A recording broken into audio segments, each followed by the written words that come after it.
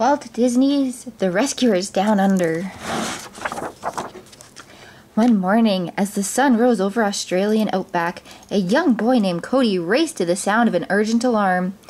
As he ran through the forest, weaving through trees and jumping over rocks, he wondered who was in trouble.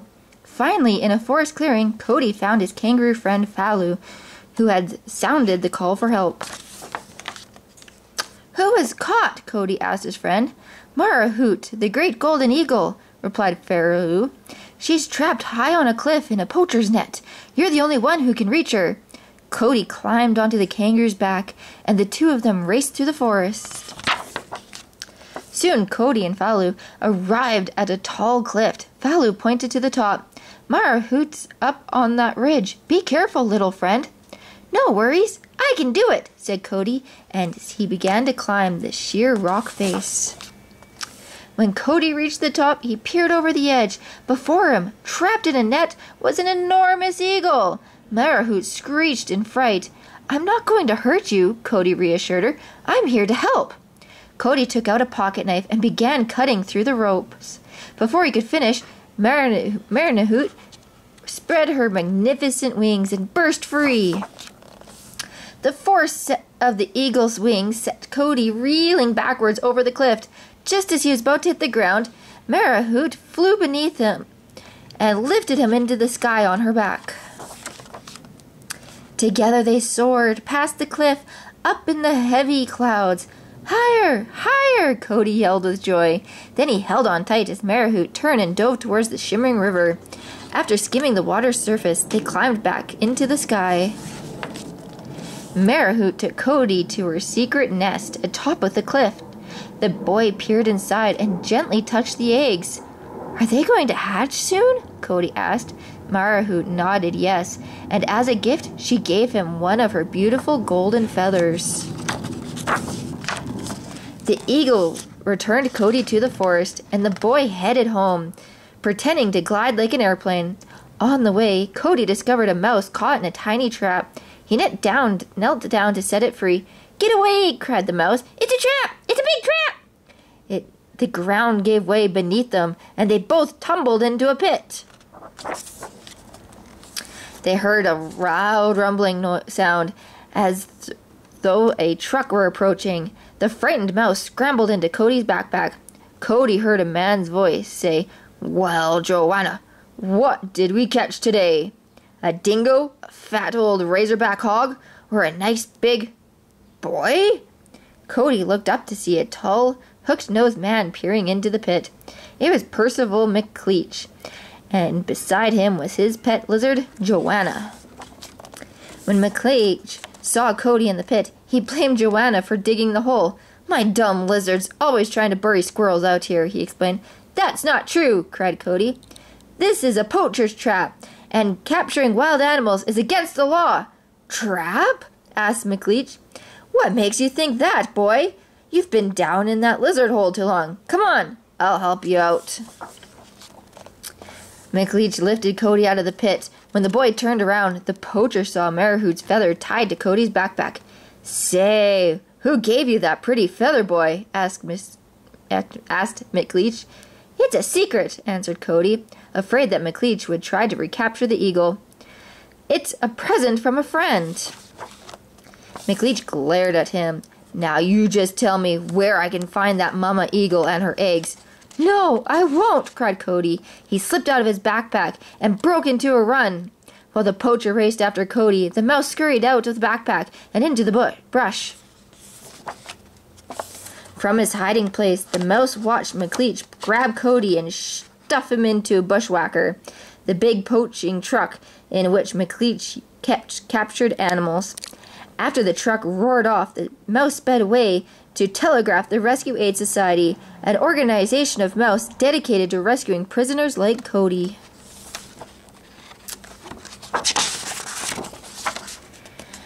As the message was being relayed, the two top RAS agents were dining at a fancy mouse restaurant in the same building as the Society's headquarters. The restaurant was located on the top of the chandelier in a large restaurant, and it was just as splendid as people placed below. During the meal, Bernard had been trying his best to propose marriage to his companion, Bianca. After dinner, Bernard reached into his pocket and clutched an engagement ring. "Miss Bianca, I was wondering." "Yes, Bernard?" she asked, smiling. "Miss Bianca, would you—" Bernard continued, but before he could finish, the ring slipped through a hole in his pocket, and a waiter kicked it under the table. Excusing himself, Bernard dove after the ring. As Bernard crawled across the floor in search of the ring, Miss Bianca received news of the kidnapping from the head waiter, Franciscos. "Oh, the poor boy!" exclaimed Miss Bianca. "This is dreadful. I must tell Bernard. So we'll leave for Australia immediately." Miss Bianca didn't know it, but at that very moment, Bernard was trying to remove the ring from a rich old lady's toe, where it had become wedged after rolling across the floor. With much effort, Bernard popped the ring off the dog-wager's toe before she knew what was happening. Then he zipped out from under the table and hurried back to Miss Bianca. Bianca spoke first. "Francois told me all about it. I think it's a marvelous idea." "You do?" exclaimed Bernard, happily surprised that Miss Bianca would marry him. "How does next April sound to you?" "Heavens, no! We must act immediately. Tonight?" Without delay, Bianca dragged Bernard RAS headquarters. There he learned what she had agreed to was a rescue mission, not a wedding. That night, in the middle of a violent snowstorm, Bernard and Bianca located Albatross Airlines and its new manager, Wilbur, a large bird. The large bird was so busy singing and dancing away to a loud rock and roll song that Bernard had trouble getting his attention. "I beg your pardon, but we need to attempted Bernard. "Excuse me, if I could just have 1 minute." He tried again. Finally, he yelled, "Hey!" and snapped off the tape player. At first, Wilbur refused to take them anywhere. He pointed out the window to the swirling snow. "It's awful out there. I'm afraid your little jolly holiday will have to wait." "You don't understand," said Miss Bianca. "A boy needs our help. He's been kidnapped." "That's terrible," declared Wilbur. "Kids should be free to run wild around the house, free to have cookies and milk, and get those little white mustaches on their faces. Nobody's going to take a kid's freedom away while I'm around. Nobody." Soon the trio set off for Australia. Miss Bianca only hoped they would arrive in time. They made it safely across the ocean, then headed for the outback. When Wilbur reached Mugwap's Flats, he used a speaker box to alert the control tower. Jake the kangaroo mouse, "Flight control," replied. "Negative, you'll have to turn back. Our runway isn't long enough for a bird your size." "Look, pal," snorted Albatross, "I can land this thing on a dime." "A dime store would be more like it." Wilbur bounced, skidded, and crashed to a halt. Albatross had even more trouble with the luggage than with the landing. He let down his passengers out of the sardine tin cabin, then bent down to pick up their bags. "Ooh! Ah! My back!" he yelled. "Big time hurt!" Wilbur would have to stay in the hospital, while Bernard and Bianca went on without him. Outside the hospital, Jake asked Miss Bianca if she and Bernard were going to rescue the boy whom McLeach had kidnapped. "Why, that's right. How did you know?" "It's hard to keep secrets in the outback, miss," he replied. "So, which way are you taking? The suicidal trail through Nightmare Canyon or the shortcut at Satan's Ridge?" "Wait a minute," cried Bernard. "I don't see any of those places on the map." Jake laughed. "A map's no good in the outback. What you really need is someone who knows the territory." After Jake agreed to be their guide, Miss Bianca stared at the bleak landscape before them. "How long will it take us to get to McLeach's?" she asked. "When you travel outback style," Jake answered, "not long at all." Within seconds, they were boarding a sugar glider, an Australian flying squirrel. Miss Bianca found a seat next to Jake on the squirrel's back, while Bernard held on to its tail. Jake turned around and eyed Bernard. "All set there, No. "All set," Bernard. The sugar glider took off, and they sailed over the dry Australian landscape. Bernard had just begun to feel comfortable when he found himself tossed into the bushes as the sugar glider landed. They reached Nightmare Canyon, and Jake went to scout up more transportation. While he was gone, Bernard got up his nerve again. Fingering the engagement ring tucked inside his pocket, he cleared his throat. Miss Bianca, he began, now that we're all alone, I've been wanting to ask you something. Yes? What is it? Asked Miss Bianca. Well, it's like this. I would be honored if you... Look out! Jake shouted, pushing Bernard into the river. When Bernard surfaced, he saw Jake staring a giant python in the eye. Now look, he snarled to the snake. You've got a long way to go.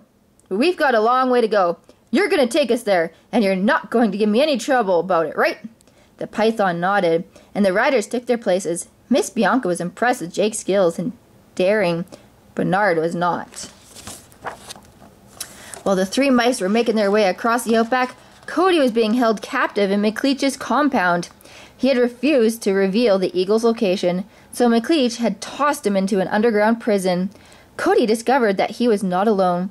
Other prisoners, including Red, a kangaroo, and Krebs, a koala, and frill-necked lizard named Frank, was rattling the bars of his cage, trying to get out. For the longest time, Frank had been searching for a way to escape. Finally, he had an idea. I've got it! I'll just use my tail to lock the pick. It's so simple! And it was simple. Frank managed to open his cage. I'm free! He shouted, jumping up and down. Free, free, free! Krebs eyed the lizard and said, Double or nothing. He's caught in 5 minutes. Cody blurted, Go get the keys, Frank! The frill-necked lizard calmed down long enough to get the keys off the hook, but as he tiptoed past the door, he dropped them with a loud crash. Joanna burst through the door and headed straight for Frank. She chased Frank around the room. Red called out, The keys, Frank! Give us the keys! Frank dove into a pile of crates, and Joanna jumped in after him. They emerged with Frank riding on Joanna's back as if she were a bucking bronco. Joanna set Frank flying into the air, and he let go of the keys. He retrieved them and tried to open his cage, which he had locked behind him. Let me in! Let me in! Yelled Frank. When Joanna rushed up, Frank tossed the keys in the air. Cody reached through the bars of his cage and caught them. He opened the door. As Cody was about to free the other animals, he felt a hand grip his shoulder. Well, growled McLeach, if I didn't know any better, I'd think you didn't like it here. In the meantime, Jake and the rescuers continued their journey through the outback without stopping to rest. They flew through the night on the back of fireflies. The next morning, they arrived at McLeach's compound.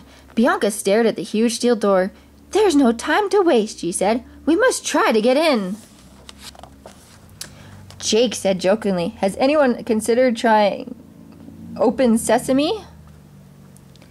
To his astonishment, the bottom of the door rose, and the mice were scooped up on the top of it. They peeked over the edge and saw McLeach shove Cody out of the compound. It's all over, boy, McLeach yelled after Cody. Your bird's dead. Someone shot her. No, it's not true, the boy cried. Well, it is. You better get out of here before I change my mind. Go on, get! McLeach grinned, then added, Too bad about the eagle's eggs, eh? They'll never survive without their mother. Shocked, Cody ran off into the outback, unaware that the mice had been watching him. McLeach was watching him too, an evil smile on his face. From the top of the door, Bernard asked, Why is he letting the boy go? It must be a trick, exclaimed Jake, and they heard the engine kick into life. Within seconds, the bushwhacker emerged with McLeach in the driver's seat. Beside him sat Joanna. I don't know what he's up to, said Jake, but we can't let him get away. Hurry, jump into the truck. In the bushwhacker, McLeach followed Cody to the cliff. Jake and the rescuers saw Cody climb to the eagle's nest, and they hurried off after him. Who are you? Cody asked when he saw the mice. There's no time to explain, cried Miss Bianca. You're in great danger. They heard a screech and looked up to see Marahoot flying towards them. She's alive, Cody shouted. Please, Cody, you must listen, insisted Bianca. McLeach followed you. She pointed, and Cody saw the bushwhacker. Desperately, he yelled to Marahoot, Turn back! Get away! It's a trap! The eagle flew closer to the nest. A shot rang out, and a net attached to the bushwhacker's crane hurled to the sky and snagged Marahoot. Horrified, Cody watched as the net swung from the crane. He leaped from the cliff and grabbed a hold of the buckle. Thinking quickly, Jake lassoed Cody's ankle, and with his rope and handled the other end to the rescuers. "Hold on tight, you two," he said. "We're going for a ride." Bianca managed to grab the rope, but Bernard missed it. "Bernard!" cried Bianca as the net was raised by the crane, leaving Bernard behind. The net reached the top of the cliff, and McLeach dumped his prisoners into the bushwhack cage. The poacher grinned and said to his pet lizard, "Just look at that eagle, Joanna, the rarest bird in the world. It's going to make me rich. And you can make sure the bird stays rare. How about some great big eagle eggs for supper?" The poacher tied a harness to Joanna, then pushed her over the edge of the cliff. At the nest, the lizard bit into one egg after another. Arg! They were hard as rocks. She tossed the eggs over the cliff and tugged on the ropes so McLeach would lift her. As soon as the lizard was gone, Bernard emerged from under the nest. Okay, you guys," he said to the eggs, which he had hidden. She fell for it. Just then, something tumbled into the nest. "Wilbur!" cried Bernard. "Ah!" Wilbur was just as surprised to see Bernard as the mouse was to see him. The albatross had just made a daring escape from the hospital. Bernard tried to convince Wilbur to sit on the eggs until Marahoot could be rescued. Wilbur resisted. "Don't look at me like that, Bernard. I will never, ever sit on those eggs." But pretty soon Wilbur was perched uncomfortably on the eggs, while Bernard hurried over to the bushwhacker. McLeach drove his poaching truck straight to Croc Falls. He tied up Cody and used the crane to dangle his prisoners over the river. On the opposite shore, crocodiles slithered into the water. The crane lowered Cody, and he kicked at the snapping reptiles. From the truck, Marahoot screeched while Bianca murmured, "Oh, Bernard, please hurry." As Cody was about to become Crocodile's dinner, the bushwhacker engine went dead. Bianca saw Bernard dash out from under the cab with the keys in his hands. "You see," she cried to Jake, "he did make it." Joanna noticed Bernard racing towards him. He threw the keys to Jake and Bianca, then darted away. As the big lizard pursued Bernard, McLeach began to shoot at the rope holding Cody. Bernard sprinted towards McLeach. He ran between the poacher's legs, and Joanna crashed into her master. The three of them tumbled into the river. At the same moment, the rope snapped and Cody fell. They all struggled in the water. Joanna fought her way to the shore and waved goodbye as McLeach was pulled downstream. The crocodiles rushed towards him, but they lost him to the thundering falls. Meanwhile, Bernard and Cody battled the current. They fought harder and harder as the current dragged them towards the falls. Finally, they plunged over the edge. The swirling water turned into rushing air as they felt themselves being lifted into the sky. Marahoot had caught them in her talons. On her back rode Jake and Bianca. They soared into the clouds. Marahoot, Jake, and Cody, and the two courageous mice from the Rescue Aid Society. The charming Miss Bianca and the dauntless Bernard, who had saved the day by running off with the keys. Bolstered by the success rescue, Bernard was finally able to ask Bianca to marry him, and she did.